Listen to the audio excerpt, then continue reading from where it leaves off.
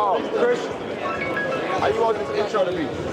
What's poppin', y'all? We here at All-Star Weekend. It's your boy Pee Wee the Plug, representing Teed Up. I got the guys with me. We're about to see what we can make happen and make shake at these Media Day scrums. Let's get it. Thank you so much. First time All-Star Team Justin. Congratulations, Taylor. Good dog. Thank you. Woo! How you feeling? You good? Yeah. I'm gonna get up and stand on my tippy toes for this, Trish. Yo, Jalen, what part of your growth are you most proud of so far, bro? I think it's a good question. It's my willingness, bro, to continue to get better. I think there's something like every offseason I want to continue to get better at. So just my consistency with my work, I think that's something I take a lot of pride in. So just the fact, you know, it's hard staying consistent sometimes in a world full of chaos. So just to continue to be able to do that, I think that's something I'm most proud of. Grew up on you, man. Big fan. Big fan. Hey, Jalen, speaking of Cade, what makes y'all pick and roll dynamic so good? Like, how has that grown to the point it is at now? I think a big part of it is just the IQ and the understanding of the game that we both have. Obviously, the chemistry that we have off the court plays a part, but I think the IQ and just the understanding of the game and each play, what we're trying to get out of it is a big factor. It's gonna get tough. Yo, Giannis, what's your diet like on a day-by-day basis? I'm trying to get my figure right. Help me out, bro. Water. Yeah, a lot of water, a lot of greens. Breakfast, always. I try to eat 5 meals a day. It doesn't necessarily have to be big meals. A lot of small meals. I stay hydrated. Jamal, what's the story behind the number 27, man? It's such an ugly ass number, but you make it you making it pop. I've always wanted to wear 27. 27 was my favorite number growing up, and you know, I want to recreate my own number. You know, I think a lot of people pick a number that they love or somebody else has previously worn it. But I want to make something stand out for myself. So to see little kids rock the number and see stuff like Will Riley from the Wizards wear my number because he's from my hometown. Like, stuff like that really means a lot. So it means I'm doing something well. Yo, Ant, as one of the best isolation players in the NBA right now, let me get your order of operations when you're attacking in isolation. So first I'm trying to see what the low man doing. I'm reading the low man. So I'm trying to see if he cleansing, if he doing 3 seconds, watching the ref. Soon he cleans, I'm gonna attack. After that, everything cooked, because I ain't really worried about the guy in front of me. I'm just watching the low man. If he gonna pull over and help, I kick it to the corner. If not, I gotta lay it. What's cleans for non-NBA players? Y'all talk like everybody else in the NBA. Yeah, you know they got 3-second rules in the NBA. So they stick their foot in the lane, and then they be looking at the ref like 2-9, and they gotta get out. So when they get out, for that .1, I'm going down here. We wrapping up All-Star Media Day Scrum. Another success. I had fun. Hope y'all enjoy the content. We work hard for this content, man. It's a dog-eat-dog world out here. I know a lot of high-up journalists that came to me and was just shaking their head like, man. But, you know, we use the height. We get in when we fit in. But that's a wrap, man. We out. And now joining us to the show, producer Christian. We hope that y'all enjoyed that soundbite from Media Day Scrums. Christian, what were your thoughts on everything that went down there? It's a cool environment to be around. I thought you guys all did a great job of, you know, you got to be a little assertive, right? There's just people all huddling around the players. And then in the big room, you got to get lucky and get called on. My favorite moment was when I thought Ant gave you a great answer.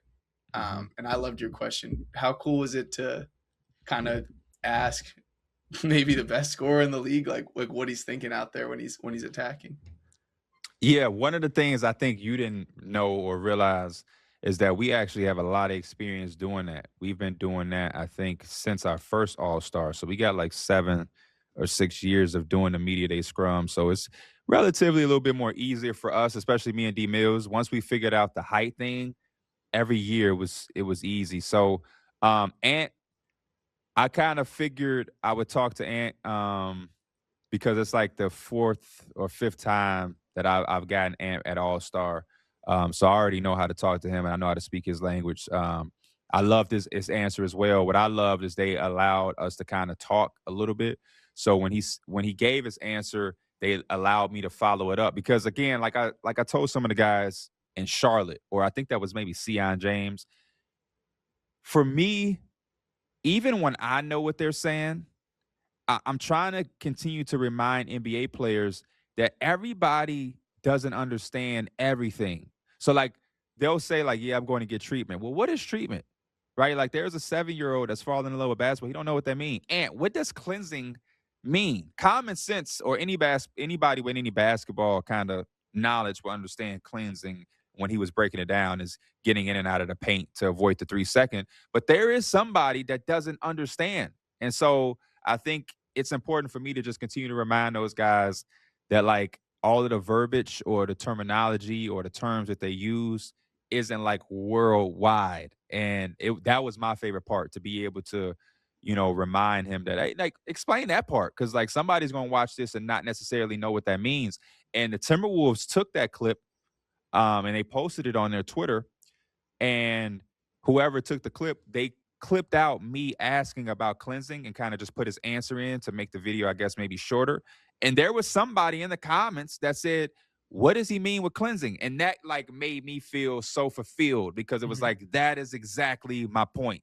Like somebody was going to wonder what the hell is he talking about when he says cleansing. So that was my favorite part of it all. But shout out to my guy, Anthony Edwards. Shout out to Jalen Johnson. Shout out to all the guys that have that familiarity. And it's like, even Jalen Duren, like, you know what I mean? That familiarity makes it more easier to approach them in those scrums for me. I know you've been interacting with guys and like being around these environments for a while, but for Jalen to kind of go out of his way and he kind of lit up when he saw you, what was that like? That was dope. Just because guys don't have to do that. Like even the Trey Mann experience, Jalen Johnson, what I always want them to know, even my guy Modest Buzelis, a lot of guys, it means more than they know because we just live in a time where like you have so many people invested in what you do, and to be able to show the audience, that side of the players, it goes a long way. Like I'm not even a pitcher guy, but I knew that interaction needed a picture for my fans, and they are able to be like, "Oh man, oh shit!" Like he been hyping up Jalen. He been, you know what I mean? And then for them to take notice of the guys that show them love is dope because so many people got so much negative things to say about any and everybody that it feel good to be recognized when a player appreciates you. Because I've had guys kind of feel a way about me saying something negatively, but shout out to my guys, Jalen Johnson. I think it's a little different with him because, like I said, we have like a rapport. But no, it's really dope when you don't expect that. I expected that, but like I'm waiting for the day where or the Trey Mann thing. I didn't expect that. Me and Trey Mann didn't DM, and we weren't talking. He just kind of was like, "No, I'll be seeing what you be saying." Like that's the dope part. So it means a lot because they don't have to do that. And then was there any player that you were trying to get in on at the scrum that you wish you got a question on that? Two, Christian. I'm glad you asked this. Number one, Kevin Durant. Like the last few years, I've been able to top it up with KD. This time because they have to. It was somebody picking who asked the question instead of the player. I didn't get the KD one, but the last few years, KD always let me get a question off. And then DeMarcus Cousins, bro. DeMarcus Cousins was front row. We were in the back standing up, so it was hard for me to get to him. But he's one of my favorite players that I watched growing up, and I wanted to like give him his flowers, and that was going to take a time, so I ain't go up there and say nothing. And I know I'll see him again. But to be able to get players like that close, I always like just want to give them their flowers because, again, an incredible player who I became a fan of so long ago when he was at Kentucky. I just wanted to be able to chop it up with him, but he was doing his job. He is a media, and I ain't really want to, complicate things. But I'll see him again. Hit subscribe for more news, highlights, and analysis from the NBA on NBC.